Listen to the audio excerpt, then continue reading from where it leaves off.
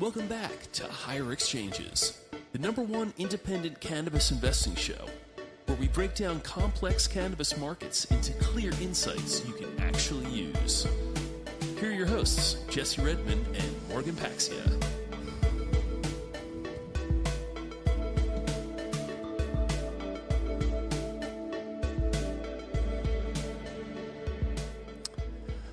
What's up, guys? We are back. Welcome back indeed. I am Jesse Redmond, Chief Strategy and Investor Relations Officer at LEEF Brands. And I'm so fortunate to be back with the smartest cannabis investor I know. He is the very tan Morgan Paxhia.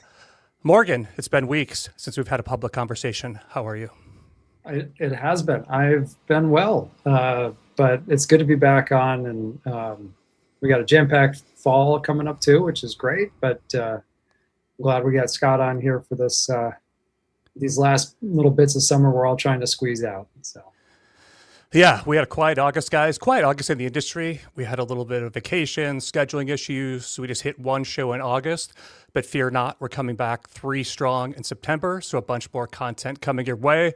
Super fired up for today's show. I love all of them, but the ones I love the most are just a kickback conversation with friends trying to figure out what's going on in the cannabis industry. And no one better than that than Scott Grossman. Scott, welcome back. How are you, man? Hey, gentlemen. How you doing? How's everything going? I feel like we're doing well. How have you been? I know you had an interesting summer. I've been reading your Sunday sesh and hearing about Costa Rica, surfing, beginner's mindset. Sounds like you've been doing some stuff.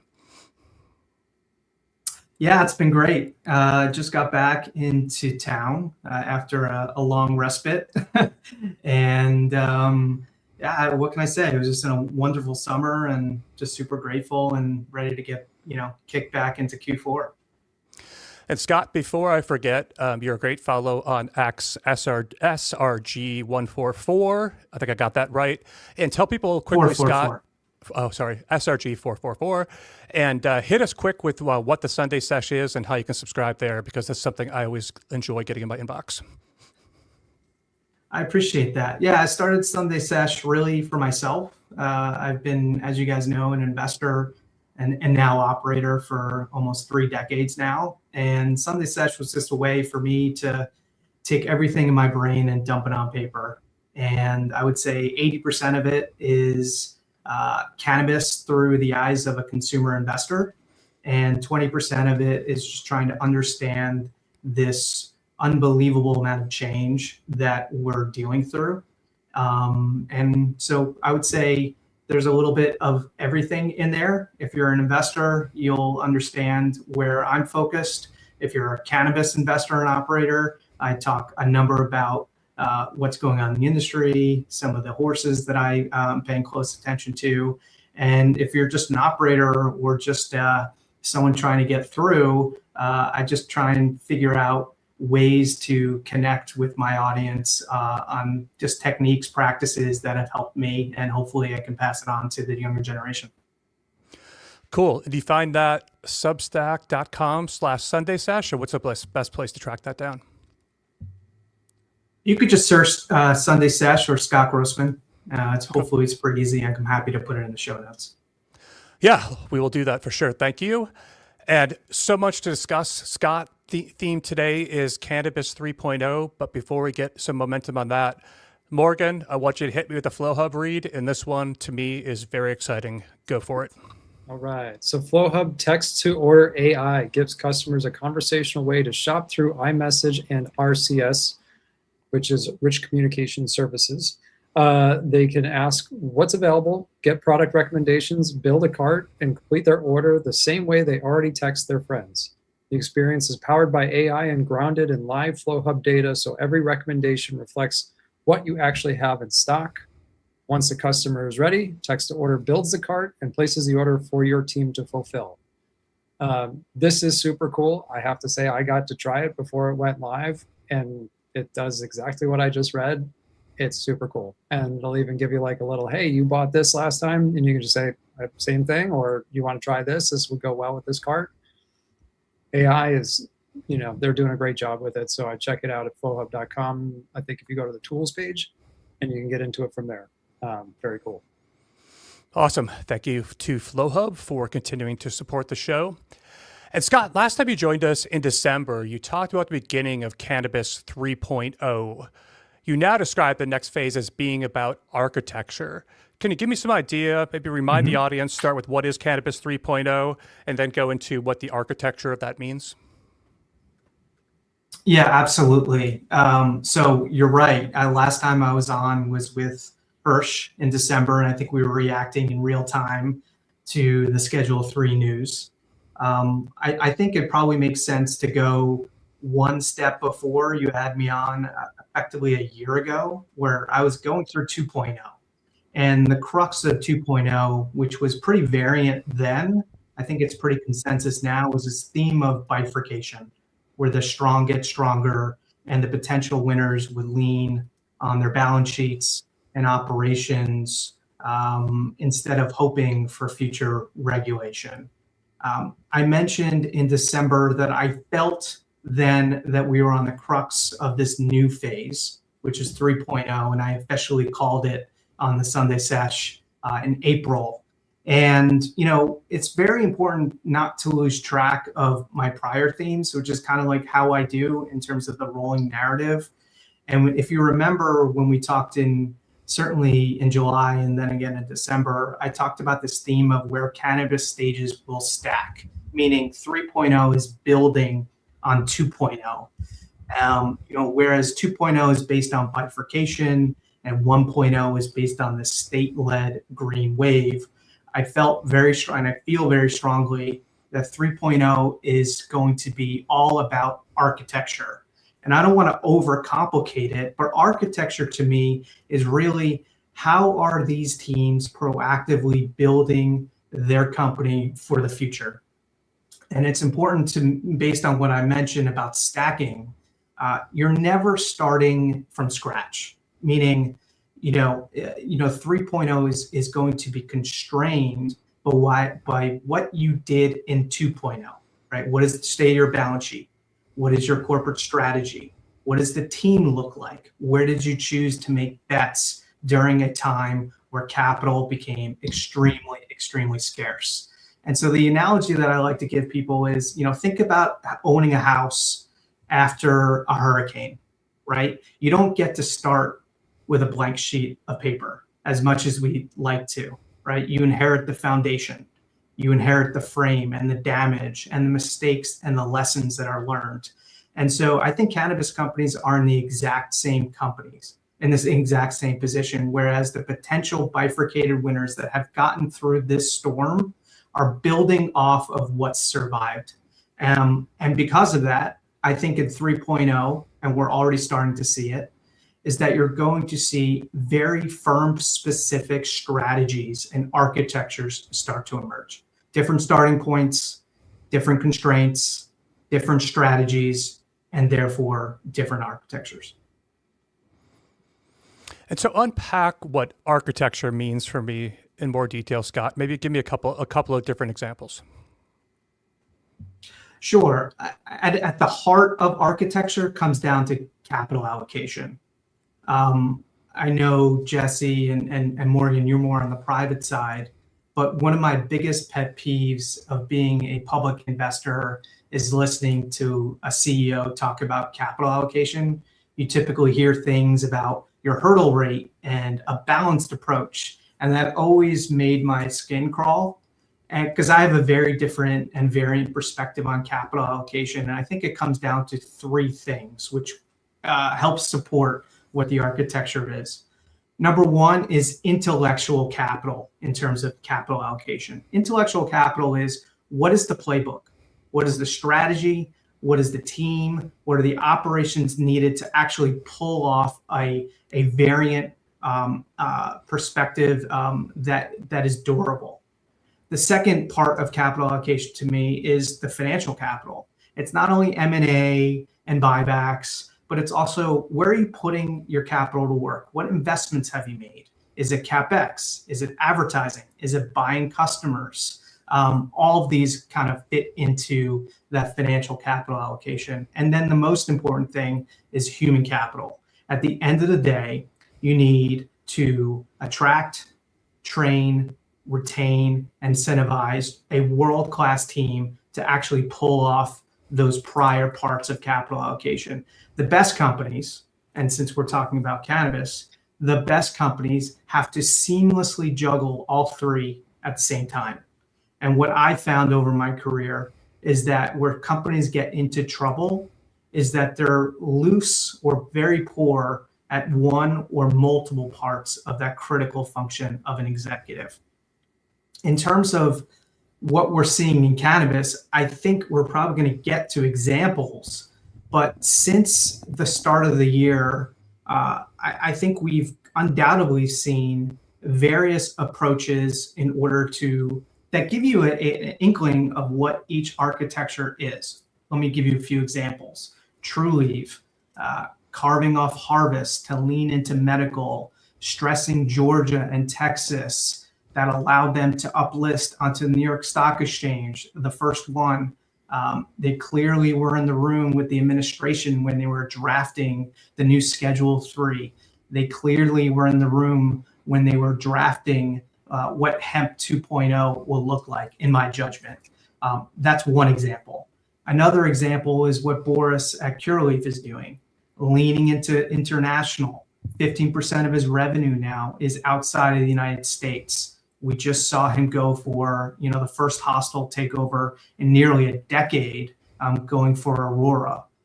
Another example of architecture would be Green Thumb. They clearly are leaning into domestic. They're clearly leaning into brands and customer loyalty.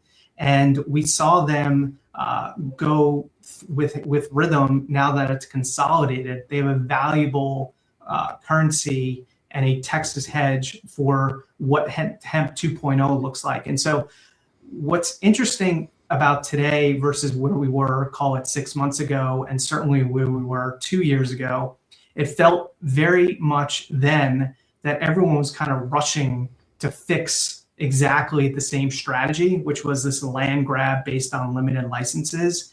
And now I think we're starting to see various strategies start to emerge that when you put it next to each other look very, very different. Can I add another one to that, Scott? You can tell me if I'm tracking your thoughts here. I think there's a super interesting, this is a self-serving comment, but it's also just a very honest comment, guys, that there's a whole other category of things going on in California. Our CEO, Micah, always says California is a bloody knife fight where, guys are stabbed out, bleeding on the ground. This guy dies, this guy makes it. I would argue a couple of years ago, LEEF was stabbed and bleeding on the ground because we were sourcing material from other farms, running mid-20s gross margins. Now, Scott, architecture, built Salisbury Canyon Ranch, one of the largest cultivation sites in America. Now we're back to a healthy cannabis company that can push 50% gross margins and spit out cash. LEEF is not the only example of that in California, of the survivors. Later in the conversation, we're going to get to Glass House, also super powerful brands in California. I bring this up in the construct of California has been so hard for so long, but there's an architecture there where if you are a survivor and you are the Glass House, the LEEF, the strong California brands, there's an opportunity for cannabis, I don't know what 4.0, 5.0, where all of a sudden everything you've done painfully on this side that caused you almost to die and bleed on the ground becomes super rewarding in that new architecture. Is that an additional framework that you would fall into this 3.0 type thinking? 100%.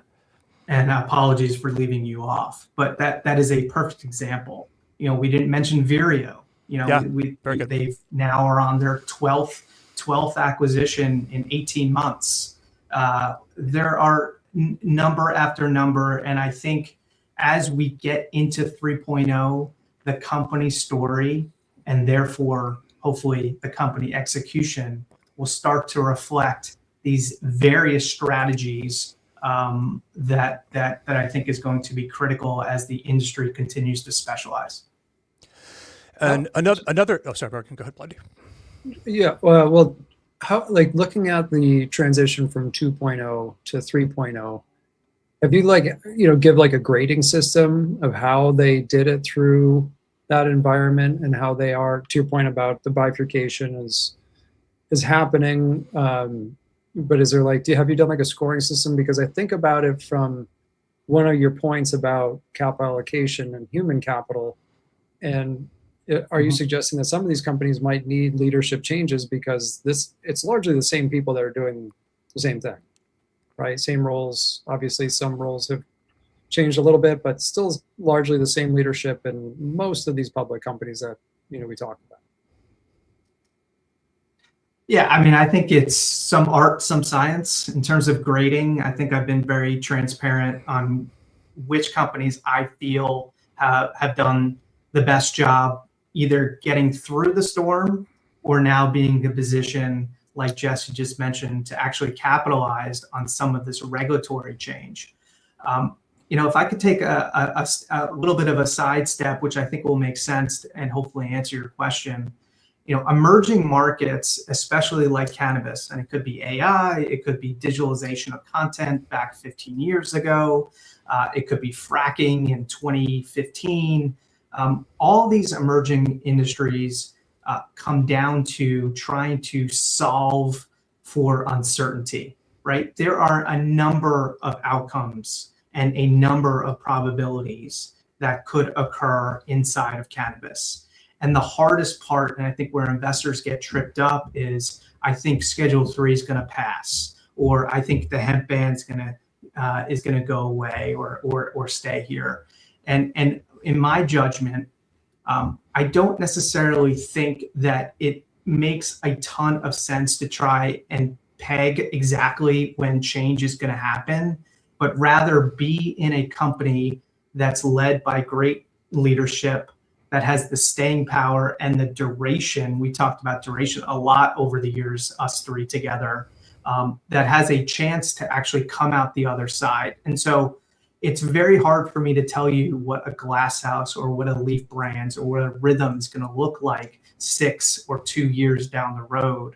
But at least that they're trying to put the uncertainty to the side piece by piece. And as an investor and an operator, I think that's critically important in this phase of cannabis. I don't know if that answers your question directly, but that's kind of how I think about it. Yeah, no, it does. And, I think, it's interesting because when you talk about like the horses tied into exactly what you're talking about, is just the value of the jockeys, right? And the jockeys are not just leadership, it's also the boards of these companies and, the jobs that they have to really help make sure that these things are, being done. And so I was just generally curious because I think there still is, and I'm sure when you're saying like it's not like these are set phases, right? Because like 2.0, we are still very much in 2.0, but we are emerging with 3.0 as another layer of 2.0, right? Where it's like, it's not one stage then the next. It's like they build on each other. Absolutely. Capital stages stack. In terms of the team, listen, I think the ones that we would classify as the quote bifurcated winners, to your point, I forget if it was Morgan or Jesse who pointed out, the teams are largely untouched. Now, I think going deeper, in my judgment, there's been a ton of turnover. And I would just make a comment that if you got into cannabis, Morgan, I'm looking at you, Jesse, you too. You guys have been around almost a decade plus. Morgan, more, right? I think you launched the fund in 2014, if I'm not mistaken. All I would say is like I think we are now at the point where the money grab has been put aside, and so the ones who are left in the industry have a deep expertise combined with a deep passion to seeing this industry survive and prosper. And what I can take from that, again, based on my experience, is if you don't have the talent or if you don't have the passion, I think you're going to get run over because it's not rewarding enough. And there's someone who's going to work harder because he or she just absolutely loves it and absolutely has the skills and so to go back to your question about the team, I think that what you're seeing is you're not seeing a ton of turnover at the top, but at the mid and the lower tiers, you're seeing a ton of turnover. And part of our job as investors is trying to understand why that is. And that's where I spend a ton of time on personally. Do you know the name D.E. Shaw, Scott? Absolutely. Right. When I was at Magnetar, they were. Oh, forgot you were there. Of course. We partnered on a lot. Yeah. Magnetar, I love those guys too. So DE Shaw, for people who don't know, one of the top quant firms in the world. Interestingly, right, Jeff Bezos came out of there, which is kind of a fascinating story. He left DE Shaw to start Amazon in the 90s. Back in my hedge fund days, we had money with DE Shaw, so I'd meet with them on a regular basis, and they weren't very open about their models. So it's kind of like cannabis, especially GTI, where they didn't share a heck of a lot about what they did, but they kind of like GTI, they put up the numbers to justify it, so they didn't have to share all their secrets. So I'm sitting there meeting with the team, and I said, well, how am I supposed to understand what you guys are up to if I can't analyze some of the quantitative characteristics of the models? And they looked at me and said, Jesse, I could hand you open source on the models, but at the end of the day, trust me, this is a people bet. Even though these are quantitative strategies, they're going to get updated, they're going to change, they're going to evolve. You want to focus on the people that built them and the team around them rather than what's in each Excel spreadsheet. And I kind of thought that, but then I'm like, man, now I really think that. And I've carried that with me in life, that ultimately life is a people bet on things. Like think about your marriage, right? Think about your friendships. Think about who you choose to do the podcast with. There's all sorts of decisions that we make. And guys, it's a freaking people bet. And cannabis, to a large extent, is a people bet. Like nobody, I don't think, has the architecture today where someone can't ruin it. And what I mean by that, somebody could have a great footprint today, plenty of opportunities to mess that up. We've seen that over the last 5 years. Look at, I don't want to be mean. Yeah, I mean, cannabis sure had an interesting business at one point, right? And there's others out there as well. And so I just want to emphasize, and Morgan, Scott, I want to move on to the next section because I could talk for 2 hours here, but I do want to sometimes on this podcast, try to say something that's fundamentally something I believe in my core that I think can help people. And I think at the end of this day, this business is a people bet. If you look at LEEF's assets, you find the ranch interesting, interstate export, any of that stuff interesting.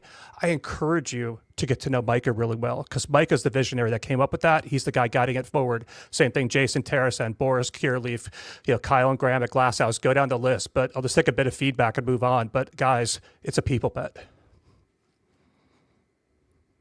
Yeah, Morgan, I'll take a stab at this. I'll just, full humility, every single bad investment that I've made has come down to execution and people. Obviously, I think of luck is the residue of design. But at the end of the day, you want to back in my judgment, founder-led companies that are incentivized and aligned and have a very high ability to adapt. It's not so much intelligence. It's not so much how you interact with people. It's your ability to kind of react to what's going on the field. And, for my judgment, I think that's everything. I mean, I agree. It's people are paramount. I mean, to your point, every loss we've had has been around people, and just whether they were just not right for the job or had misaligned intentions that were discovered after the fact. Unfortunately, that's pretty common in this industry. And the idea around founder-led that's great but there are very few founders that fit that niche, and those are great and those are special. You certainly can bring in professionally managed teams that can do very well, because a lot of this stuff is blocking and tackling, strong operations, strong financial controls, and but not losing maybe that original kind of energy, that brand, that approach, and fostering that, but being a better shepherd. So because we've certainly had to do that quite a bit in this space, is bring in professionally managed teams. And Scott, to your point, is especially in that mid layer, there can be, those folks can be just absolute critical to the company's success. And they don't get the notoriety, they don't get to come on podcasts. They're the people on the field every day, moving the ball down the field, and it's just, and those people are very hard to find. I still think we are in a major deficit in our industry for people.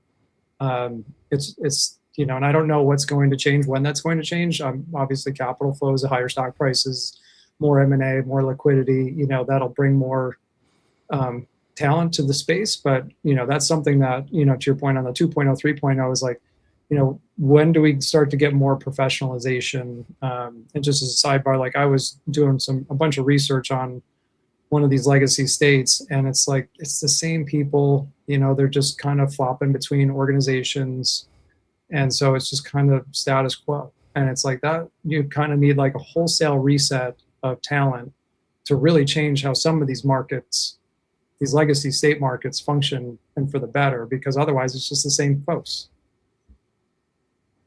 So, but anyway, but this actually is a great segue, because we are starting to see some differentiation as we're talking about, and I think it's really interesting because I still do track all these public companies, but they're starting to look so different. Mm-hmm. So it's like how we have an ETF that has most of these companies in it, but to call them one, it's not really like just coming straight out like MSOS. Like to your point, like Curaleaf is not a multi-state operator anymore. They're they're an international company, yet they're one of the largest positions in it. And then you got the differentiation with Trulieve, what they're doing, focusing on their medical business. You've got GTI, as you were mentioning, just there's a lot of differentiation happening, which is really interesting, but it also makes it really hard when you're trying to look at it from like an analyst perspective, like it's not apples to apples at all. Growth rates look different, margins look different.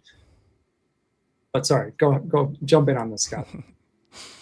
No, I think you're hitting on a really critical point that hopefully gets across.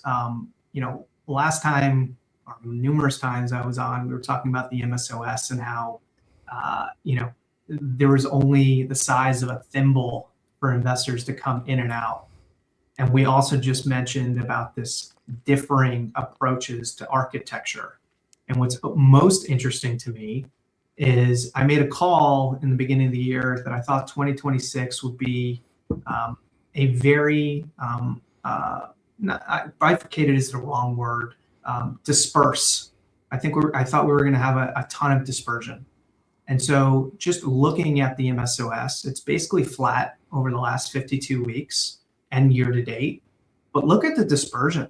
Trulieve is up 32% year to date, up 30% in the last year. Curaleaf's up 25% year to date, and it's flat over the last year. Glasshouse up 12%. But then there are folks like Cresco down 40%, down 48% in the last year. Ascend is down 40%. So if you would have told me 2 years ago that the MSOS was flat, I think we would probably all say, plus or minus the GTIs, the Trulies, the Curaleafs would probably be in a band, but we're starting to see major dispersion. The second point I would make is the ETF largely hasn't really changed. The composition of the ETF really hasn't changed, but yet we've seen uplisting from Trulieve, we've seen uplisting from Glass, we've seen reverse splits from Curaleaf, we've seen a reverse split from Vireo. We saw a consolidation of Rhythm inside GTI. And so that begs the question. I don't have the answer, but it certainly makes me ask quite like, who is buying these names? I think what we can say with reasonable conviction is that the days of entering and exiting through the MSOS are largely over. And I think that's a really great thing. I don't wish any ill will on the MSOS. I think there's a purpose to that product. I think it's a way for investors to get exposure to the best run companies in the world. However, if you are a real money manager and you have a differentiated opinion, the market is starting to reward that dispersion in architecture and reflect it in stock prices. And I think that's exactly what you want to see, certainly in 2026. Yeah, and I do wonder some of because there's so much assets in that product. Is it a hedging tool mostly for some of these shops that are taking underlyings and they are using that as more of a tool versus an investment product? And how does that, interact with the underlyings? And we'll have to see when, like GTI, I don't know what their process is for a listing. We know Ascend is working on a similar strategy to what Trulieve did, and we'll have to see how these things, to your point, is and these are just mostly on the stock side, because outside of Glasshouse, I think Glasshouse is the only one with an ATM active, right? So to your point, from back to kind of bringing this into capital allocation and thinking about how these companies are going about these differing strategies. One thing I've been waiting to see is how some of these companies are going to start resolving some of the 2.0 stuff, which is their balance sheet. Most are not great shape, right? To your point, I think it's a great analogy of saying that's like going through a hurricane and, they still got water damage. They've, the roof is still falling off. Like there's real capital to come in to shore up the, maybe the foundation might still be okay, but there's a lot of money that needs to come in to really repair these balance sheets and set them up for, more success in this 3.0. But how do you think these companies, or am I being too much of a bear after being in this industry for so long to be critical on these balance sheets? No, I think inside cannabis, I think that's the right question. I think if you kind of take a step back and look at broadly the consumer or healthcare or alcohol, they're levered, right? And the UTP is a whole conversation which we've kicked around in the past. We clearly have to get and we should kick around again because to ignore the UTP thing is insane. You've got $2 billion of UTPs across the top 5 companies. Was it Trulieve 598 or 698? And Scott, I very much apologize for interrupting you, but I think like the UTP thing is absolutely has to be addressed because what's the resolution? Like there's all this industry buzz about going back to 2023. And if that happens, that's a completely different picture than if we don't even get adult use in 2026. So we're into 27 and we carry 23, 24, 25, and 26, you actually have to pay that money back. And to what degree do you have to pay that money back? And so I think that, you've got to add that to the debt, first of all. And I think you've got to assume the worst case. You can't assume the best case because if you assume the best case, the worst case happens, your whole model, you might as well go throw the thing in the trash. So I think like as that part of the conversation, Morgan, about balance sheets, yes, but balance sheets and especially this notion of UTP, where the balance sheet, if it's 12% debt that's due in 2030, you can model what that looks like. The UTP, you could have $400, $500, $600 million that you don't know that number is going to go in half, go down 90%, or stay the exact same, and you don't and you start modeling out interest rates and cash flows on that. Some of these businesses are completely drowned if that happens. And if you get the relief, some of them are completely on fire. And so I just want to build that into the conversation because I think that like we always talk about clarity on Schedule 3. Fantastic. Give me clarity on the UTPs. I'd be even more interested. Yeah. So as a public investor, I think the most important part of what we've learned, really since December, again, assuming it gets through and there's no stay and we don't go off the rails, is the UTP balance should not be growing. And obviously being a public investor, I think the incremental or the second derivative is always more important than actually what's happening. And so I think that's what people are reacting to. I also want to mention, again, we talked about this in July. Remember Trulieve, when they refinanced their debt, they effectively cut their debt in half, right? They could have, my guess is they probably could have refinanced the entire, note that was coming due, but they chose to actually downsize. And so if I look at the top 3 names, GTI, I think it's a question of how much they're going to get back. I don't think they have a UTP major issue. I think Curaleaf clearly potentially has an issue, but I think the Aurora deal is in some way, shape, or form addressing that because it's a deleveraging type of transaction. And with Trulieve, they have an unbelievably cash-rich balance sheet. And the UTP should scare you if you're a Trulieve investor. But I think the point is that it's probably not growing. And so while you should no doubt put that as debt, I don't think it's going to be more onerous than the worst case scenario. I think it's a tail event. Again, we're trying to solve uncertainty, not really price risk. And if you want to go into what I mean by that in detail, I'm happy to do that. But we just don't know. And so I think it has to be in the realm of possibility. But part of the reason why these names are here and trading at the multiples that they are is because that scenario is clearly a possibility. And so as we continue to resolve some of this and get more certainty, I think that will start to be reflected in the equity values of these companies, which in my judgment are still very cheap.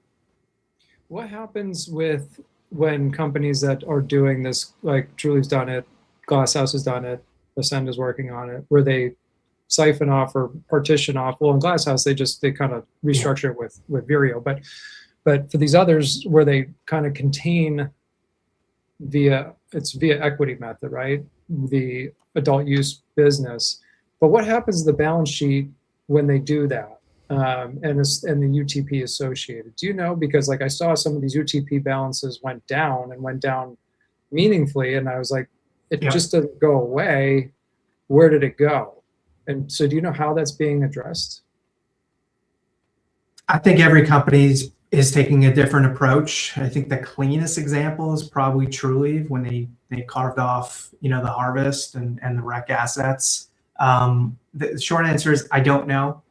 I think the punchline is I think the carving off was done to solve a different problem. I think last time we talked about solutions-oriented equity, right? They truly, going back to that example, they carved off harvest for what, $15 million. So when I talk about solutions-oriented capital, that's exactly what I mean, right? So she was able to carve off an asset for $15 million and created hundreds of billions of dollars of equity value by virtue of uplisting. And so I don't necessarily think the UTP is solved. I also don't think that these carving off of the rec assets is probably permanent. But I think if you're trying to adapt to what's what the game is today, that's kind of how I think about it. I think it's a path, not the destination. Yeah. So one last for me, and I really want to get into this Curaleaf Aurora thing, but just to kind of wrap up this section, I think is really interesting is it seems like companies are starting to try to differentiate trying to differentiate their strategy. How do you look at it from who's actually differentiating it versus who's talking about differentiating? Yeah, I think follow the capital. That's really it. Tell me what you believe, that's fine.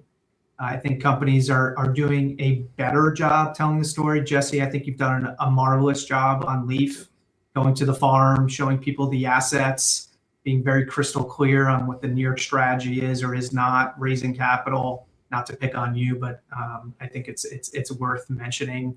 I think Glasshouse is doing a really good job of trying to paint a picture of not necessarily interstate, but potentially intercountry. That was their first sale outside of California, which I think is really important. And I'm sure we'll get to it at the end.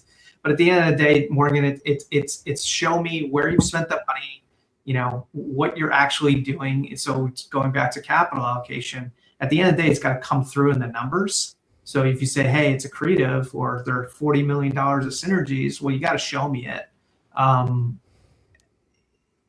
That's kind of like a little bit of a cop-out answer, but that's the only thing that you as a public investor can rely upon, which is, okay, the story's great. Give me a milestone. I'm going to have to keep you accountable. If the goalposts keep moving, then something's gone adrift, right? Not saying that problems or new problems won't arise, but you got to have an explanation as to why. And that's the only way to keep your management teams accountable. Yeah, and second that with what Jesse's been doing, it's a very differentiated strategy, and they've done a great job of making it known. Where I think a lot of these other teams are, I don't know if they're just tired or what, but you don't hear a peep from most about what's actually going on out there, and whether they have not actually figured out what their actual path is with what they have, or I don't know, but yeah, so I would agree with that.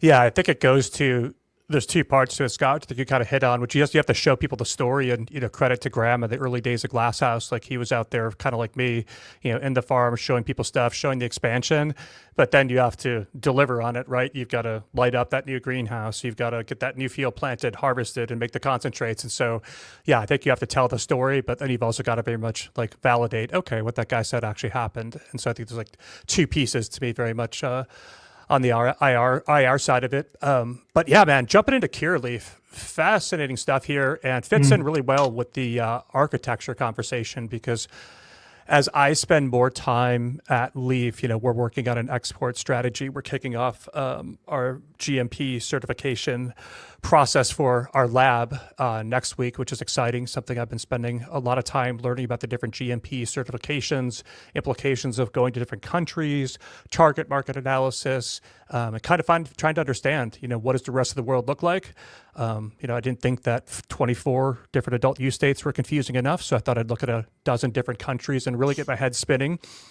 And it does get your head spinning, because the value of this international supply chain, I think, it's getting increasingly important as these markets open, and there's different keys out there that open up different doors, and that's through these facilities, GMP certifications, and then depending on what business you're in, if you're in flower, concentrates, your vape brand, your edibles brand, your a pre-roll brand, whatever. Certain markets may be like, hell yeah, like Germany loves flower, but for example, edibles, your chocolate edibles are not a thing in Germany. And so a bit of a long-winded intro, but I say it all in the notion of like this concept of architecture is getting more important. And I think that's super relevant, Scott, to why Curaleaf is so interested in what's going on at Aurora.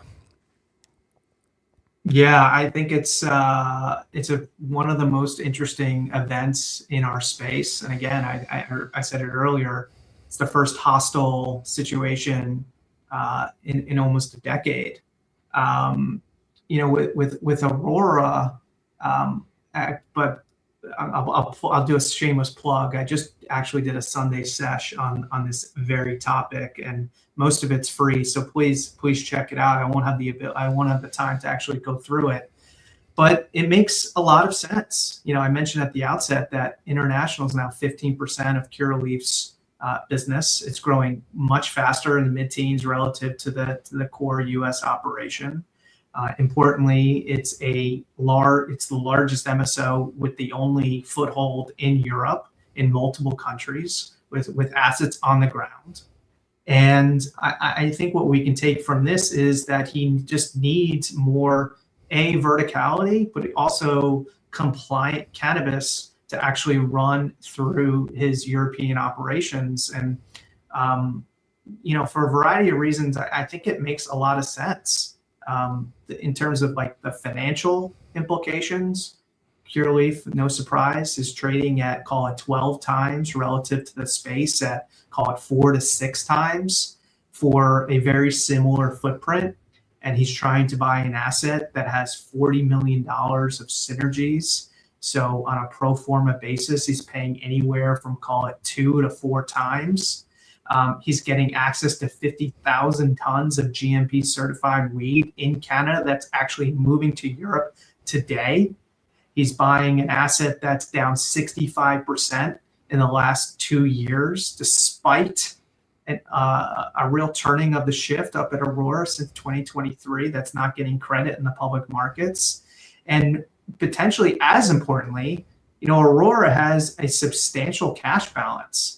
And so Curaleaf is effectively delevering by virtue of the terms that were offered, while getting access to growth and getting assets and having the supply to continue to push Curaleaf well over 20% of international mix, which is a critical inflection point for that business. Yeah, and I've been. That's a great Sunday sesh, by the way, for anyone that wants to check it out. I love the balance sheet look you did, the synergy analysis, like that. It was a really nice, clean way of looking at it. Because when I first saw this too, I thought, if I were to rank order the intention behind it, I'd put balance sheet as number one. I was like, but seeing that it was structured as stock and cash, it made me think about it for a little bit longer. I was like, was this because it was just kind of like, let's see, can we get this deal done at this price potentially in this way we've structured it? Or if this invites some others to the table, and it becomes a competitive situation. Like so you don't want to go all the way to your top bid, right? You want to kind of come in there and see how it goes. So I was like, just for the sake of a podcast, speculative conversation, why not bid 20% higher and just do all stock when you have such a huge spread in valuation, and to your point, for the cash benefit? Yeah. So just to kind of recap what Curaleaf has offered, effectively, 0.34 Curaleaf shares plus 75 cents of cash per share. So to your point, the mix is heavily stock. I think, I don't know how familiar you guys are with bear hugs. Bear hugs is effectively before things get ugly and hostile. I think Boris really wanted to do a partnership deal. I think he sees a Aurora investor base that's tired, a C-suite that's been there for a number of years. The CEO's been there for 5+ years and doing really good work, but not getting rewarded. And so my assumption is that he was giving them an olive branch to participate in the upside of the combined company by giving them currency. Now it's expensive currency, but I think that was probably the initial approach. We don't have a definitive deal. In my judgment, there are a number of issues with the offer terms to Aurora, which is why I think you're seeing some of this hostility, and we can go into why that is. But my assumption is that by offering stock and utilizing the cash on the balance sheet, it's both deleveraging and highly accretive and strategically important. And I think it was a really good starting point. And when he was rebuffed, I think he's taking it to shareholders to say, hey, we want this asset. We're not going to overpay, but you, Aurora shareholders, should take a very hard look at what we're offering you because your board is not engaging. Morgan, I think you have the most context here. Historically, what's been the problem with Aurora's business? Before Germany, they were just basically they didn't really have much of a business. It was never like a leading product, a category, or at least I didn't think so. The best thing that they did over the last 5 years, and I mean this genuinely as a kudos to them, was they used their currency to clean up their balance sheet, and they did it without burning a ton of cash as they were doing it. And then they got this nice tailwind of Germany giving them a place to clear product. But I don't ever hear people talking about they have fantastic flower, they're like leading, or they're it just seems like they had a license and they were producing, and we're smart enough to capture that the German market and be able to clear their supply. But so to me, when I think about this situation, it's Curaleaf wants to probably bring in a lot of its capabilities and say, like, you have these assets, but these need to be run better.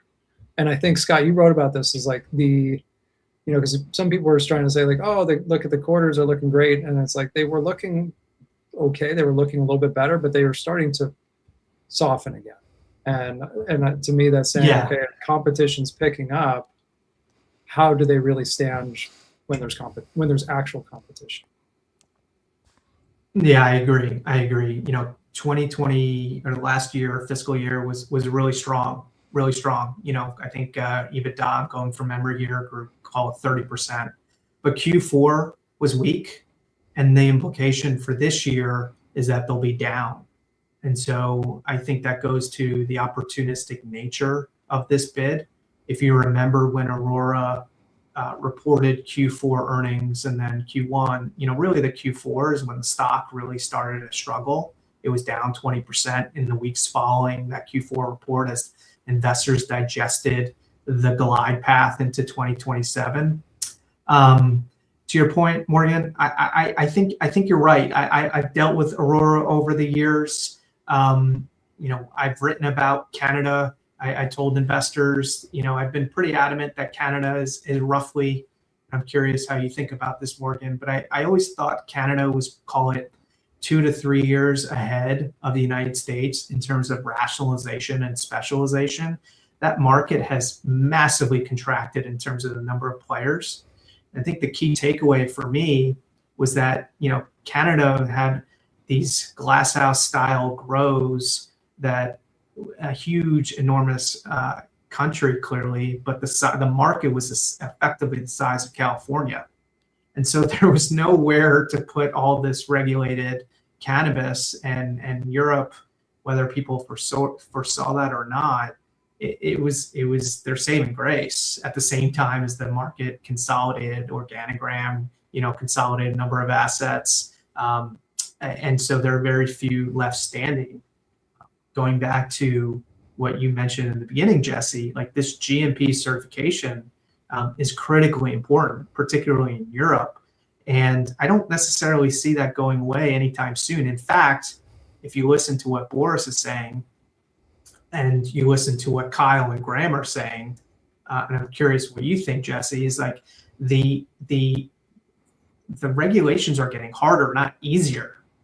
And so if you can get access to these scarce assets, I think it's very critically important to remember that Aurora spent, over $1 billion of CapEx and multiple billions in M&A using stock, but all of that is sunk cost. And so for a Curaleaf or a Glass House or someone else to recreate that footprint, it's not only the time and the capital and the red tape. It might not be doable. So I think this is I do think this is a win-win for shareholders at the right price.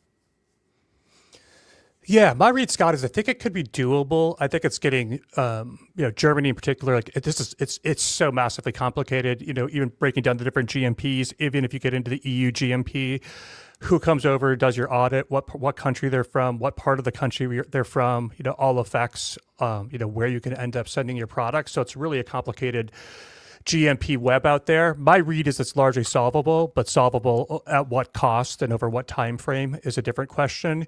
EU GMP is typically the most challenging to get.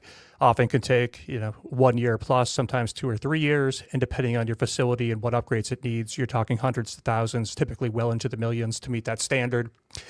And then another unintended consequence, guys, I don't know if you contemplated on GMP, is that it can increase your production costs as well, depending on what you're doing. And so there's a bunch of nuances around these GMP conversations.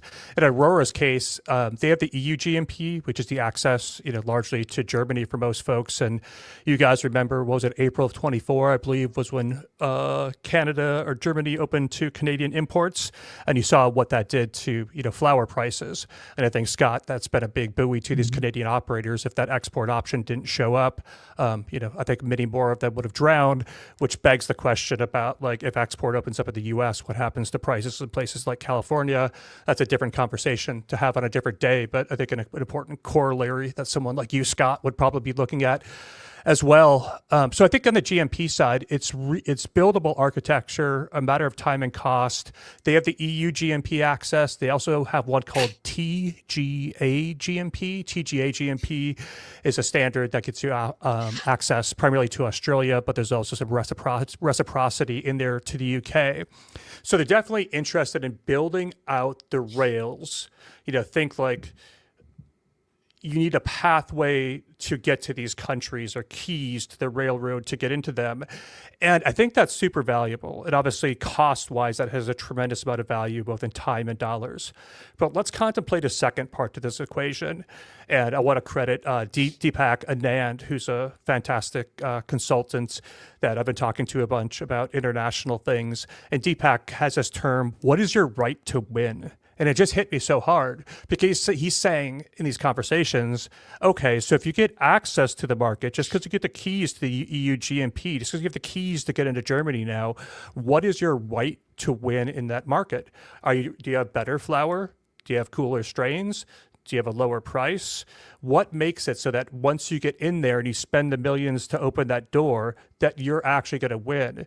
And I think I'm not arguing that I don't know enough, guys, about Aurora or about, how this business would work to really understand if they have that right to win or not. But I think it's a critical question that all of us should be asking ourselves. And as you see more of these press releases coming out with GMPs and GACPs, don't just fall for like, they got the certification, now the millions of dollars come in. Say, awesome, they got the certification, the door opened. Now allow me to look at that marketplace and analyze, because they got entrance to that door, can they actually compete and win? And I think there's a lot of corollaries here in this Curaleaf and Aurora conversation. You want the assets to get the access, but then also investors think about it back in, figure out what is their right to win in that market. 100%, 100%. And no, obviously nuanced, but it's not too dissimilar from getting a license back in 2014, right? Like, okay, you have a license to open up a dispensary and you have to be vertical in Illinois or New Jersey. And, you know, I think we can look back in hindsight and say it wasn't worth much. It was hard to do. It required a lot of work. It required a lot of capital. But the ones who actually did something meaningful with that license built something differentiated. And I think that's a similar analogy. I don't think it's completely apples to apples, but I think there's a lesson there for sure. Yeah, there's definitely around these licenses. There's definitely a premium around first mover, right? Because especially, you know, if we have time getting into capital allocation, what you actually do with that license to make it productive and valuable, and, you know, building great products and great brand value. But I don't know if you guys have seen what prices are for brand new licenses in Florida. Because, you know, they did that second issuance or whatever, that last batch. Most of them, I think, or all of them, none of them were built.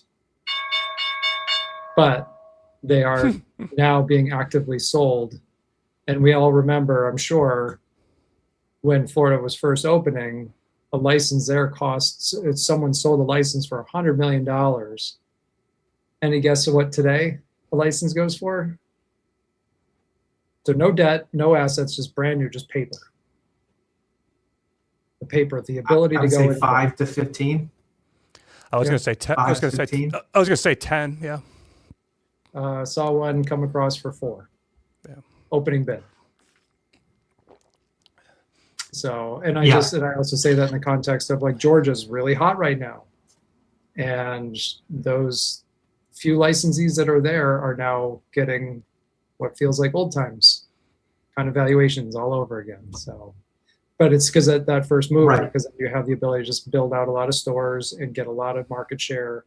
So there's still like, so I wonder how to, and, you know, I know we were talking about international, but because I just don't know enough, but like, how do you assign international, like these values to the GMP, to your point, Jesse, the rails, like to be able to get in and be operating and establishing a footprint before more competition comes in? And how do you really, you know, understand what that value is? What do you think, Scott? I don't have a great answer.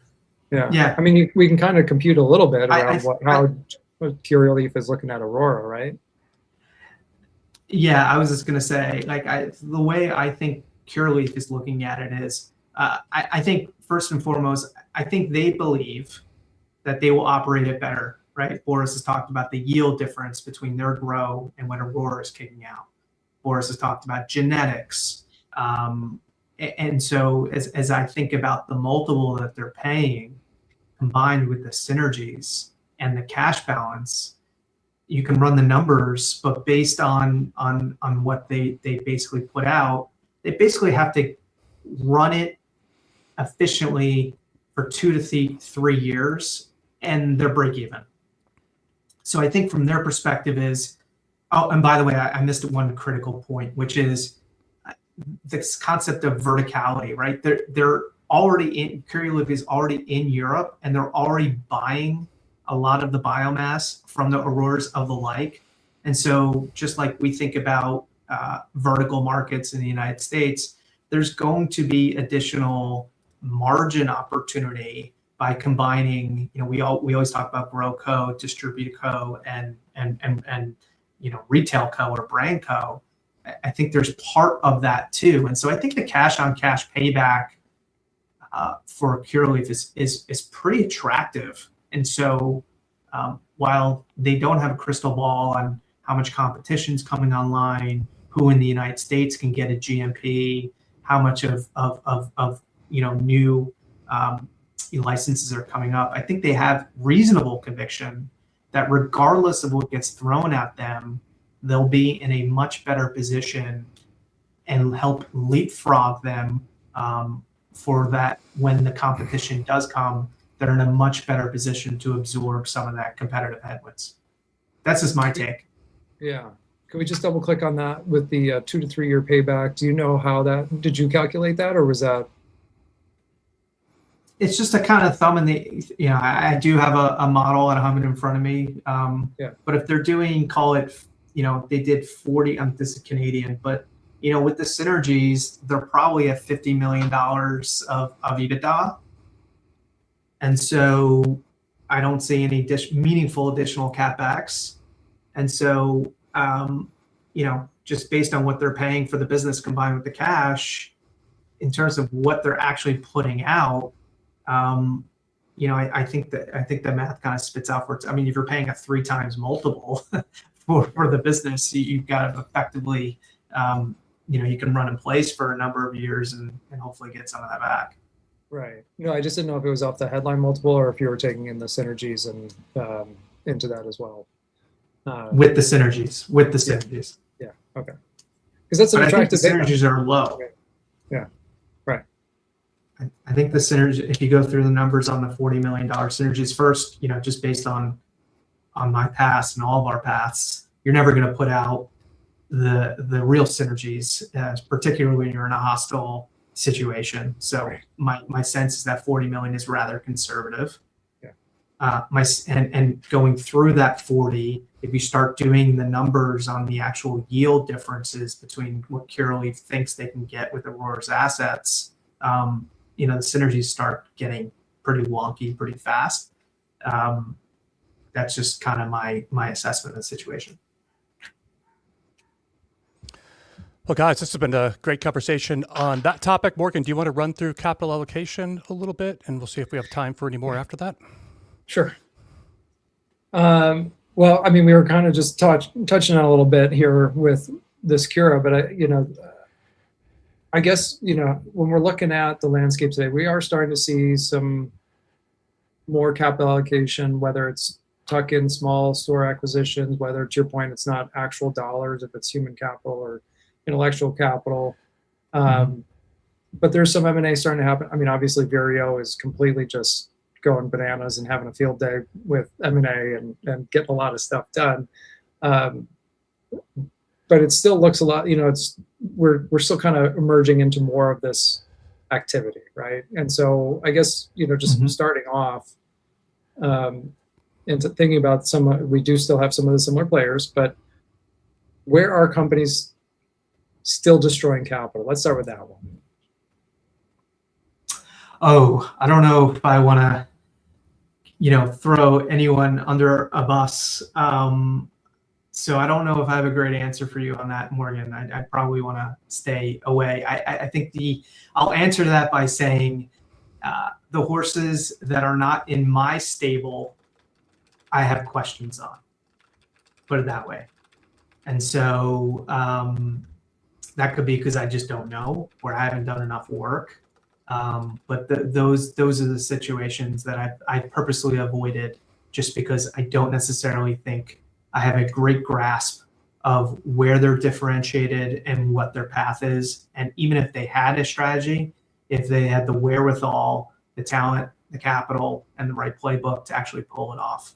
I know that's not exactly what you want to hear, but that's how I would answer that question.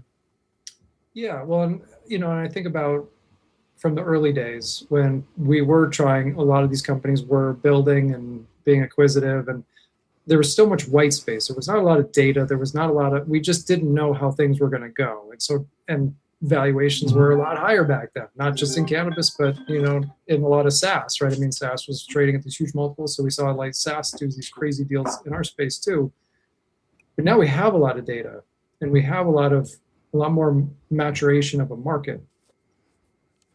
It's still emerging globally, but and there's still plenty more to be done here, but we have a lot more data and understanding. But I guess, so then I guess the question be, how should we be evaluating how M&A looks today, and how would we better grade how companies are doing it to say, yeah, that's a good deal. That makes sense. Is it the payback? I think that's a fair question. I probably, let me give you a real-time assessment. I think Vireo is probably the number one situation to evaluate M&A right now. I mean, they're clearly gobbling up a ton of companies across the country. Like I mentioned, I think they're up to 12 now in the last 18 months. I think the difference with Vireo, just as a headliner, is number one, the financial sponsor behind Vireo, in many ways, is solving a problem that we've talked about over the last couple of years together, which was effectively equitizing the debt. And so what Vireo seems to be doing is they're buying the companies mostly with currency and rolling the debt into the pro forma newco. And so they're buying assets at much, much lower multiples than when we saw in the first wave of M&A in cannabis. Go back to the Trulieve harvest. It's a great example. And the multiples that Vireo is paying is wildly lower. In terms of how I would evaluate that situation, in my judgment, it's going to be integration. I think the precedent here, now we have a lot of precedent outside of cannabis on roll-ups. I think that's pretty well understood by a number of investors in and outside of cannabis. But I think the precedent is air, right? I mean, they had a great team, but they paid peak multiple on peak EBITDA. And if you go back, and I think everyone probably has their own opinion, but I'll share mine, it just didn't seem like those assets were very well integrated. And so it was a little bit more of a decentralized type of model, at least from the outside looking in. And it seems that's what Vireo is trying to do as well. Sammy's been on a number of podcasts talking about what they're doing, Sammy at C21, as you guys know. And so they are taking that decentralized approach, but the difference is they're just paying a fraction of the multiple and they're not putting any leverage on this business. In terms of knowing if it's going to work, I think at the end of the day, whatever they're buying has to look better tomorrow than today. And that's going to be the yardstick for me, is like, ultimately, I think Sammy talks about, revenue per share accretion, with full respect to Sammy, he's a good friend. I don't look at it that way. I think for me, it would be free cash flow per share, because of the point on trying to figure out what gearing there is on the equity. But I think that's kind of how I would evaluate it. I'll stop there, but that's hopefully a real-time example of how an investor like myself is going to evaluate. I don't have a position in Vireo. I've looked at it. I'm pretty deep in diligence. They're clearly over $1 billion pro forma. They're going to be the largest dispensary owner network in the United States. But it gives me heartburn knowing that this was kind of what Air was trying to do just 5 years later. And so now that I have those two examples, I can compare them and say, okay, what's different? What's not? What did they say they were going to do? Did they deliver? Did they not? And ultimately, what's that worth? Yeah. Truly impressive what they're doing, the rate they're doing it. And to your point is, like, as we were talking about earlier, is the talent level on all this integration.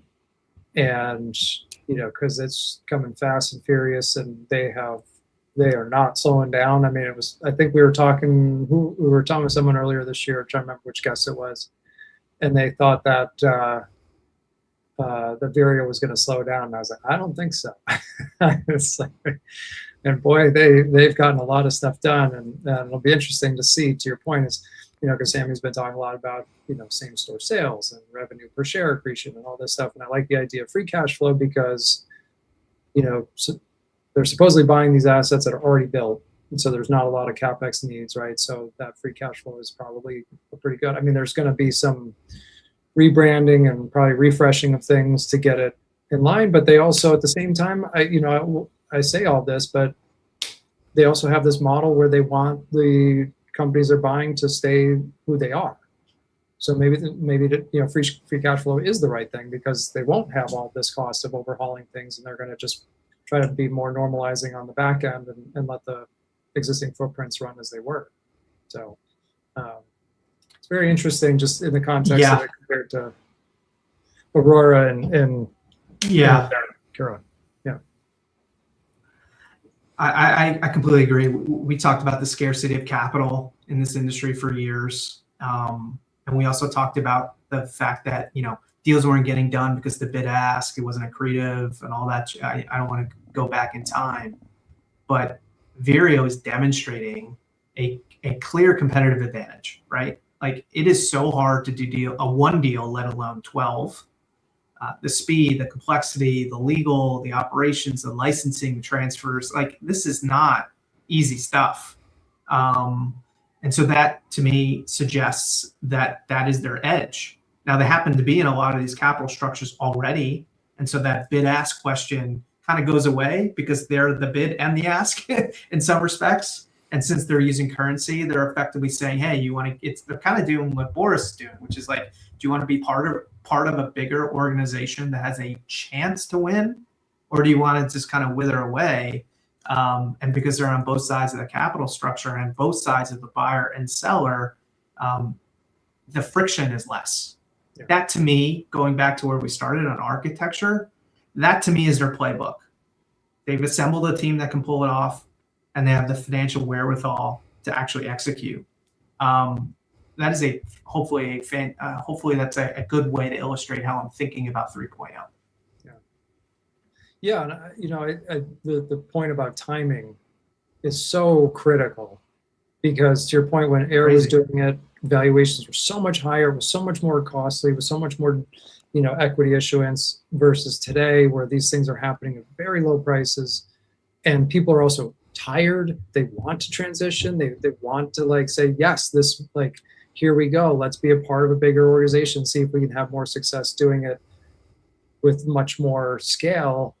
Timing is totally different and in their favor. And I do find it interesting, though, when we come across situations where people that are a tiny fraction of the size think they're like, no, we can compete with this, and we're going to turn down this bid because for whatever reason. And I'm just like, I just think there's so many people where it makes a lot more sense to, the current trajectory, to your point, a lot of companies are in the withering trajectory.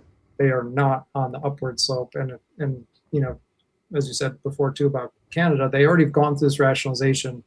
There still are plenty out there that are trying to fight it back, but Vireo's finding the companies that are like, yep, let's go. And I'm kind of interested that Aurora investors are also potentially fighting back, because this is here's an opportunity. You got a nice bump from where it was. I know it had, it's kind of bounced around, but, reset the table. And if you don't want to be part of the game, you can sell. It's a nice thing about being a public company. You can just sell and move on.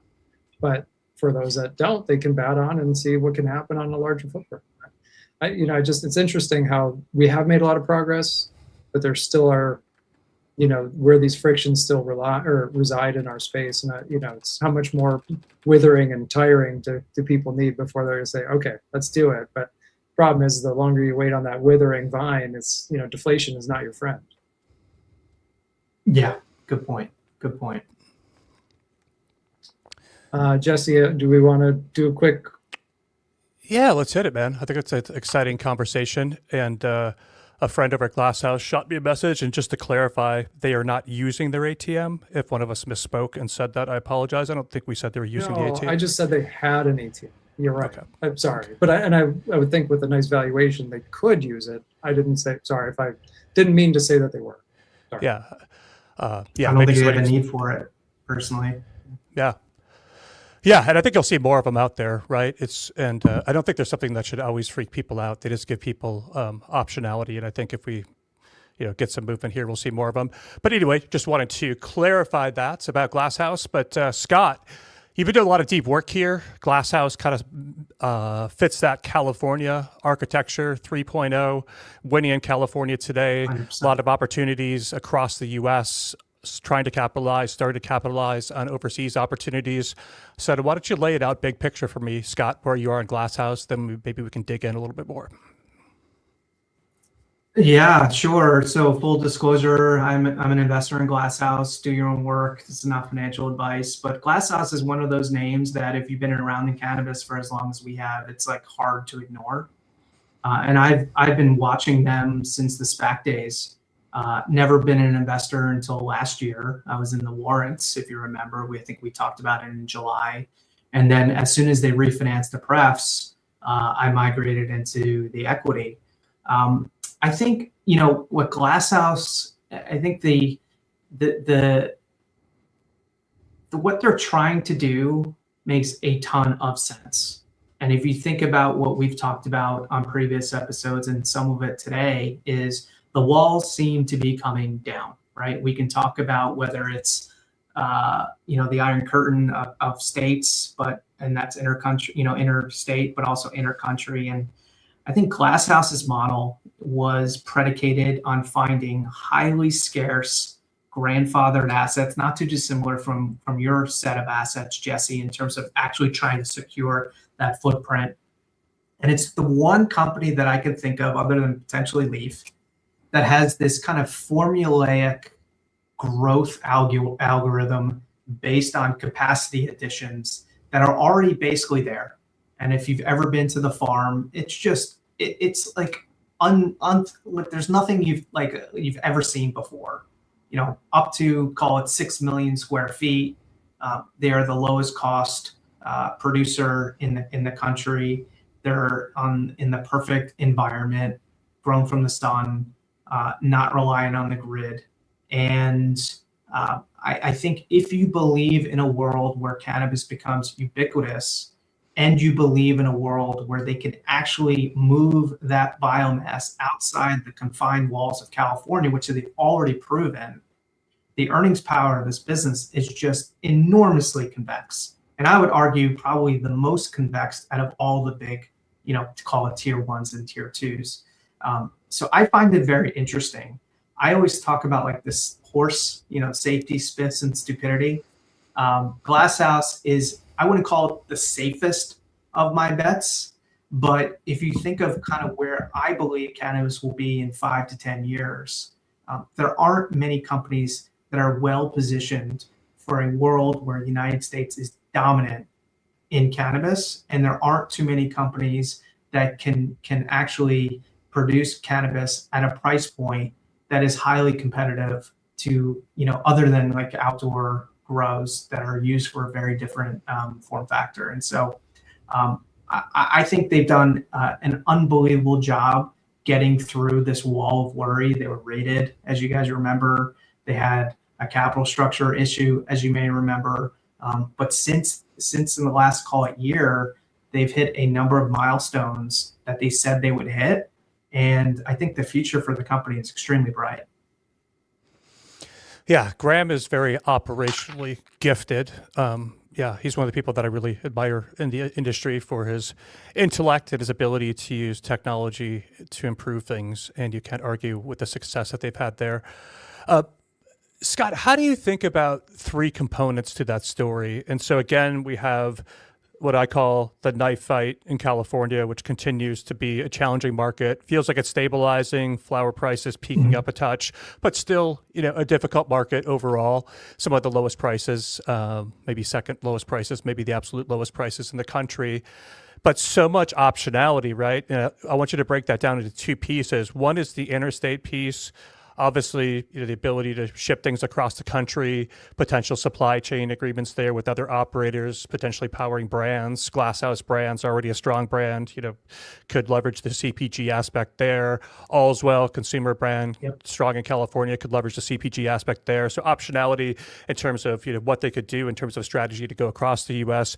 And then, Scott, also that move into Europe. I caught most of their spaces, and it sounds like they're pursuing GACP certification for one of their facilities. and that would potentially open them to partner with others to get into Europe, which is super exciting as well. So talk to me about those three pieces to that architecture. Yeah, I mean, I think California is no different than a grown rogue in Oregon that's moving east. They're and I subscribe to it, is like, if you could stay afloat in the hardest markets in the world, and then you can go to other markets, there's something to be said about that. I think it's, of all the public cannabis operators, their disclosures is pretty detailed. And so you can clearly track their cultivation costs over time, and it's only going one way. And I think as they stand up more additional acreage, that will continue to go down. I think they've guided, call it $95 a pound, which if you kind of do the math on that, that's like a 25-cent pre-roll. And so, I think that an investor in Glasshouse today has a clear understanding of where California is today. We've always talked about the number of cultivation licenses coming down. We've talked about the number of brands that are going away. That market, to me, doesn't feel as bad as it was, call it 3 years ago. I have a variant view on pricing, which we talked about in July, and then again in December. It feels firmer, at least heading into Croptober, relative to last year. The dispensary network is tighter, and they've already proven, call it 5 months ago, there were a number of bears on Glasshouse are saying they're never going to be able to move weed outside of California. And they've already done it. Now, it wasn't intoxicating. We don't know what the price was, but they're giving you a vision as to their ability to move some of that biomass outside of California. And because this is such a fixed cost nature business, they're setting up to be, the Chiquita or the Dole, the agricultural giant of the industry that I think has significant moats. I don't necessarily think we're going to see a new grow. Maybe Texas. I have an opinion there. Let's not go there. But I don't think you're going to see a significant amount of new capacity go up in the United States, maybe ever. And going to your second point, I think the economics, I asked Sammy on my Sunday sesh, I think the economics for dispensaries throughout the country who want access to high quality, tested, safe, very affordable cannabis is at an all-time high, especially when you're with electricity and inflation, and the economics just make sense, right? If you're buying wholesale cannabis at $800 to $1,200 a pound, and you could buy direct, there's a huge gap that Glasshouse can slot into. Now, I don't think 100% of an Illinois dispensary or Georgia dispensary is going to be Glasshouse cannabis, but you have to imagine that some portion of the shelf could be diverted to cheaper weed. And I think that's the opportunity. There's about 15,000 dispensaries just in the United States. There are a number of states that are starting now, like Texas. I don't know how well you're following the data center build out in Texas, but they just effectively put in moratorium on ERCOT, which is the regulatory agency that handles the electricity grid in Texas. There's like a 4-year waiting list just to get on the grid. And I just don't see how a cannabis operator is going to front run a data center in Texas. And so if you're sitting there, whether it's Texas or Georgia, I think there are a number of states that would love to have access to California cannabis at very cheap prices. That's the second bucket. And the third bucket, I think, goes back to the Aurora situation. Genetics, California appellation matters, and cost matters, and they're competitive. And so for a Glasshouse investor to win, you don't need 100% of your biomass getting diverted outside California. But if you had a release valve where you could have some of that capacity spoken for, I think that would be wildly accretive to the business that's growing at $95, selling at $225, when the real market is anywhere from, call it $800 to almost $3,000 a pound outside of California. And Scott, what's your opinion on the interstate opportunity and the time frame under which that happens? Because when I think about the export, my crystal ball is always murky, but my crystal ball gets a little cleaner on the export because I can see the path. I can see this DEA channel opening. I can see matching certifications to countries, export permit, import permit, few more boxes checked. I think that's an achievable thing for companies in 2027. Interstate, my crystal ball gets murkier because the rails really aren't there. You need either work on the dormant commerce clause to have something meaningful across the board happen, or we're going to go state by state and unlock some things, which is going to be a little bit longer path. And so, what are your views there, Scott? Do you agree with me on the international potentially coming first, and how do you view the state by state opening up? Because you can't argue that for a low cost California producer like Glasshouse, that when these markets open, it's going to be a tremendous opportunity to sell more product at higher prices. Does that normalize at a national, cannabis economy? Yes, but I think that takes a fairly long time to happen. So tremendous opportunity, I think, on the interstate part. But I feel like the interstate part is harder to figure out. When does the first one happen, and then what's the order in which the other ones happening? The other ones happen, probably with Florida, maybe at the end, right? One of the biggest states, probably at the end because of the mandatory vertical. But we'll see how it goes. Yeah. So, I think the intercountry's already happened. Again, it was CBD, wasn't intoxicating, but I think you're going to see more of that. And it doesn't necessarily have to be one-off. It could be a big something, big tobacco, big alcohol, securing biomass. And that would be probably the near term, is that I think you'll see more international diversion. And whether that's through a GMP network, but I think that's what management team has been pretty clear on. The interstate, I think I don't have an answer. I don't have an answer. There are a number of views, in terms of going medical. There are a number of people who think that if it's just Schedule 3 medical, we talked about in the past, like these state offtake agreements. I think that's probably the more likely scenario, where you have California striking a deal with another state where they can actually move cannabis in a legal fashion for medical only. And that's probably the second example of how you'll see Glasshouse moving cannabis outside California. But again, going back to this concept of uncertainty versus risk, there's one of the beautiful things about Glasshouse is that there's just so many outcomes. And I can't tell you the probability, but the fact that the company has the optionality and it provides an investor just an enormous amount of convexity. If you actually go through the various cases, there's a clear example where the company is making well over $20 per share in gross profit. And the company's valued at, $1 billion, call it 100 million shares outstanding. So, most of the MSOs today are trading for anywhere from, call it 3 to 5 times gross profit. Now, that's not the best metric, but in Glasshouse's example, that is the metric, because they don't have stores, they really don't have marketing, they really don't have distribution.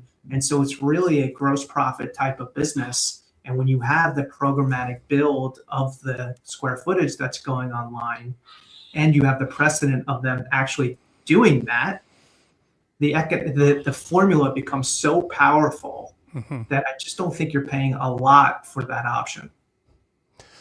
No, they do a nice job on the IR side, making it digestible in terms of like, here's what we're going to turn on, here's what the value of it is, here's the time frame under which it happens, and they've done a nice job of meeting those milestones on the operational side. Scott, let me wrap with this. I think investing, and the older I get, I think life is a risk management business, and you're always thinking about what could go wrong. So when you look at the Glasshouse story, you shared a lot of the potential positives. What keeps you up at night about it? What are the things people should look at and say, what are the things that could go wrong? I think the biggest risk outside of like fat tails, a fat tail would be getting raided again. Fat tail could be a disease in one of the grows. So putting that aside, I think the biggest risk to the glasshouse story is matching capacity with demand. And so there is a scenario where they're turning on lights and grow rooms, but they have a sinkhole in demand, or they grow basically growing too much and not having an outlet. Again, this product expires, right? So whatever you're planting in the ground has to be out the door in, call it 90 days. And so if you sequence that wrong, you're going to have a major hiccup. I think that's the biggest risk and what keeps me up at night. The flip side is also true, by the way, which is you have demand outstripping supply. And that's probably a good problem to have. And hopefully they'll lean on that side. But I think that's probably the biggest risk to the story, which is how do they match capacity relative to the true underlying demand? And once the demand is there, do they have the ability to actually meet it because of regulation, GMP, all that stuff? And I think that's going to be their challenge this year. Yeah, I think that's all well said. You want to have the capacity for where the demand to serve the demand you believe is going to be there, but you don't want to get ahead of yourselves with the capacity as well. So it's definitely a matching exercise. Well, this has been great, guys. I think this has been overall an awesome conversation. But before we get out of here, I want to say, Morgan, I did love your Flowhub read today. I'm a guy that really likes what's inside the dispensary. I don't always enjoy the process of going in the dispensary. And so the idea of being able to, text, get some recommendations, place an order, have it waiting for you and go in and out, that's the kind of thing that would compel me to say, I'm going to go to that store.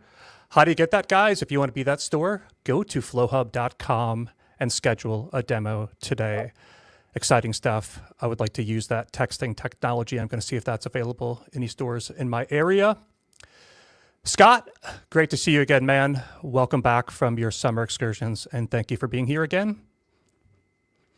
Morgan, always good to see you, my friend. It's been too long since we had a public conversation. I think today's show was great. I hope everyone else out there enjoyed it. I always like kicking back and having a casual conversation with you guys. On the podcast side, on the YouTube side, on the social media side, if you guys could do us a solid, if you're on YouTube, thumbs up, subscribe, drop a comment. That's super helpful to the algorithm. If you are on the podcast side, hit like or subscribe. I don't even know what you do on those apps these days. YouTube is the one that's really taken off for us. If you're on the social media side, I think all of us are guilty of these days. You see somebody's post, you kind of like it in your head, but you don't actually tell them that you like it. And so I'm trying to get better at that. When I see something you guys like, actually hit that like button and show some love. Appreciate if you guys could do the same. Reposts are the most helpful. So thank you guys all for that. I think we can leave it here. We'll be back in a couple of weeks. We're going to try to hit 3 shows here in September and make up for a soft August. So thanks again, guys, for being here. Thank you all for listening, and we'll see you guys again soon. The views expressed in this podcast are provided for informational purposes only. Nothing we said should be considered research nor a recommendation. All investing involves risk, including the loss of principal.